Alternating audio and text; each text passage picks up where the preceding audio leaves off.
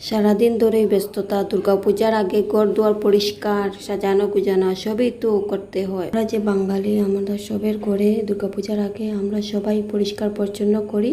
2 দিন ধরে আমি ঘর-দুয়ার পরিষ্কার পরিচ্ছন্ন করলাম। আজকে পরিষ্কার পরিচ্ছন্ন করা তো আমার কমপ্লিট হলো। উৎসবের আনন্দ শুরু হয় আসলে এই প্রস্তুতি দিয়েই। সকাল থেকে একটানা কাজের পর অবশেষে সব গুছিয়ে ফেললাম। আর সন্ধ্যার সময়টা নিজের জন্য 1 কাপ গরম চা, আহা, সেই মুহূর্তটাই আলাদা শান্তি দেয়। ব্যস্ততার মাঝে এই ছোট্ট সময়টাই যেন উৎসবের আসল আনন্দটা মনে করিয়ে দেয়। ছোটোবেলায় যেমন দুর্গাপূজার আগে মার সঙ্গে ঘরের কাজকর্ম করতাম পরিষ্কার পরিচ্ছন্ন, আজই সেই অভ্যাসটা রয়ে গেছে। কখনো কখনো মনে হয় জীবনের আসল শান্তি লুকিয়ে আছে এই সাধারণ মুহূর্তগুলোতেই। সারাদিন পুজোর জন্য ঘরদোর পরিষ্কার করা আলাদাই আনন্দ।